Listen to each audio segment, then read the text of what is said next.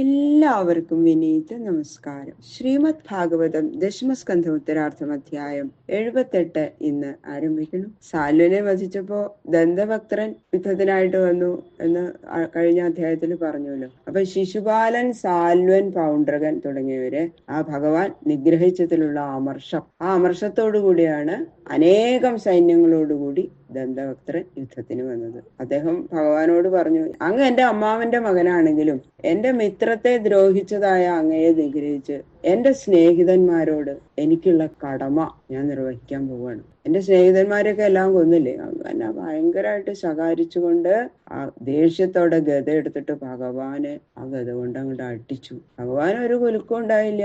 കൗമോദകി എന്ന ഗദ കൊണ്ട് ഭഗവാൻ ആ ദന്തഭക്തനെ അതുപോലെ തന്നെ അതിനേക്കാൾ ഭയങ്കരമായിട്ട് അടിച്ചു.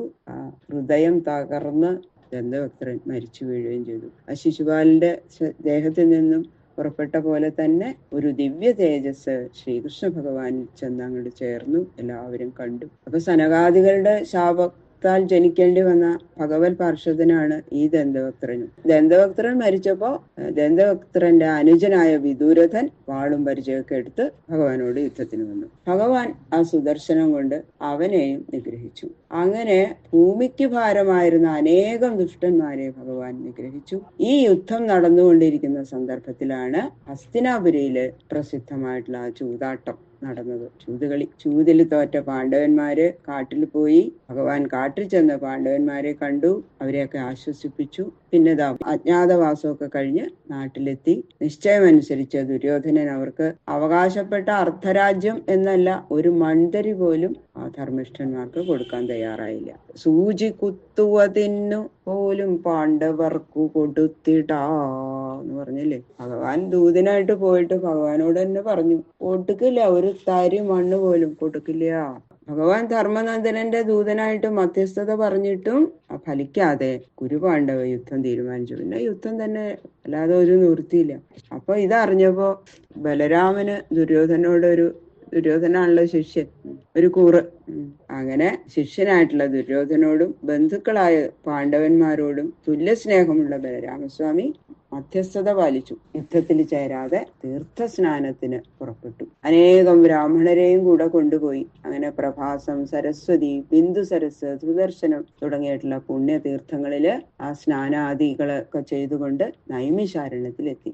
അവിടെ രോമഹർഷണൻ എന്ന സൂതൻ ശൗനകാദി മഹർഷിമാർക്ക് പുരാണ കഥകള് പറഞ്ഞു കൊടുത്തുകൊണ്ടിരിക്കുകയായിരുന്നു. ബലരാമനെ കണ്ടപ്പോ മഹർഷിമാരൊക്കെ എഴുന്നേറ്റ് അദ്ദേഹത്തെ മാനിച്ചിരുത്തി സൽക്കരിച്ചു.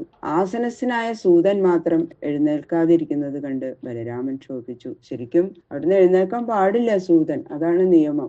പണ്ഡിതമാനിയും അഹങ്കാരിയുമായ ഇദ്ദേഹം ധർമ്മം അറിയുന്നില്ല. ബലരാമസ്വാമി പറയണ്, ധർമ്മോപദേശം ചെയ്യുക മാത്രം, വേണ്ടവരെ ബഹുമാനിച്ചില്ല.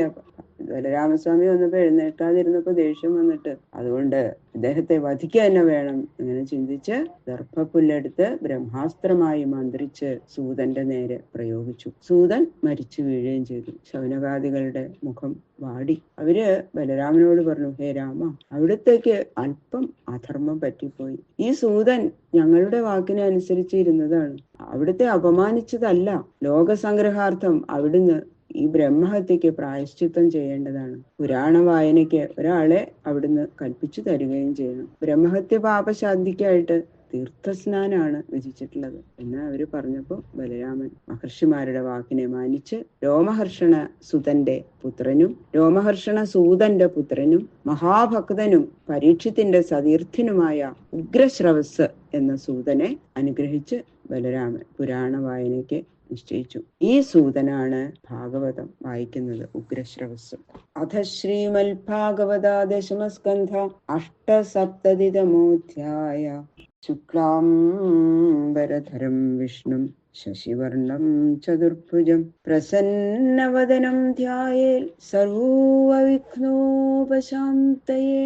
ഗുരവേ സർവലോകാനാം വിഷജേ ഭവരോഗിണാം നിധയേ സർവവിദ്യാനാം ദക്ഷിണാമൂർത്തയേ നമഃ. നാരായണം നമസ്കൃത്യ നരം ചൈവ നരോത്തമം പുരുഷോത്തമം ദേവീം സരസ്വതീം വ്യാസം തതോ ജയമുദീരയേ. മൂകം കരോതി വാചാലം പങ്കും ലംഘയതേ ഗിരിം യത്കൃപാതമകം വന്ദേ പരമാനന്ദമാധവം. കഥാമയും ഭാഗവതാഭിധാനാം ഹരേ തനും ദേ ചരിതൈസ്ത്വദീയൈ യഥാമതി ത്വൽപരിതോഷകാമസ്തൗമി പ്രസീദാച്യുതാ മാരുതേശ. ഗംഗണപതയേ നമഃ. സംസരസ്വത്യൈ നമഃ. ഗുരുഭ്യോ നമഃ. ഓം നമോ ഭഗവതേ വാസുദേവായ. ശ്രീശുക ഉവാച ശിശുപാലസ്യ സാല്വസ്യ പൗണ്ഡ്രകസ്യാപി ദുർമതി പരലോകഗതാനാം ച കുർവൻ പാരോക്ഷ്യ സൗഹൃദം ഏകപദാദി സംഹൃദ്ധോ ഗദാപാണി പ്രകമ്പയൻ പദ്ഭ്യാമിമാം മഹാരാജ മഹാസത്തോ വിദൃശ്യത. ശ്രീ സുഖബ്രഹ്മർഷി പറയാണ്, ഹേ മഹാരാജാവേ, പരലോകം പ്രാപിച്ചവരായ ശിശുപാലൻ, സാൽവൻ, പൗണ്ഡ്രകൻ ഇവരുടെ ഒരു സുഹൃത്തിന്റെ നിലയില് അവരുടെ അഭാവത്തിൽ കാണിക്കേണ്ട സ്നേഹാതിശയത്തെ പ്രത്യക്ഷമാക്കാൻ ഒരാൾ ഒരുങ്ങി. മറ്റാരെയും സഹായത്തിന് കൂട്ടാതെ ഏകനായി കാൽനടയായിട്ട് തന്നെ പുറപ്പെട്ടുവെങ്കിലും ആ ഒരു കാലെടുത്ത് അങ്ങോട്ട് വെക്കുമ്പോ ഭൂമി ഇങ്ങനെ വിറയ്ക്കുക. അങ്ങനെ ഭൂമിയെ വിറപ്പിച്ചും അതിക്രോധത്തോടും കയ്യിൽ ഗദ എടുത്തു പിടിച്ചും കൊണ്ട് മഹാഭയങ്കര സ്വരൂപനായിരിക്കുന്ന ഒരാള് നേരിട്ട് വരുന്നത് ഭഗവാൻ ശ്രീഹരി കണ്ടു. ദന്തഭക്തനാണെന്ന് ഭഗവാന് മനസ്സിലായി. കഴിഞ്ഞ അധ്യായത്തിൽ പറഞ്ഞല്ലോ. തം തഥായാന്തമാലോക്യ ഗദാമാദായ സത്വര അവപ്ലുത്യരഥാൽ കൃഷ്ണ സിന്ധും വേലേവ പ്രത്യഥാത്. അങ്ങനെ നേരിട്ട് വരുന്ന ആ ദന്തഭക്തനെ കണ്ടപ്പോ ഭഗവാൻ ഒരു ഗദ അങ്ങോട്ട് എടുത്തു.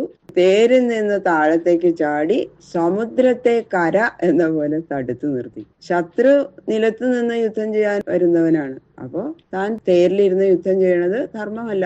അതറിഞ്ഞതുകൊണ്ട് തന്നെയാണ് ഭഗവാൻ നിലത്തേക്ക് ചാടിയത്. അത് യുദ്ധധർമ്മല്ല. ഗദാമുദ്യമ്യ കാരുഷോ മുകുന്ദം പ്രാഹദുർമദ ദിഷ്ട്യാ ദിഷ്ട്യാ ഭവാനദ്യ മമ ദൃഷ്ടിപഥം ഗത.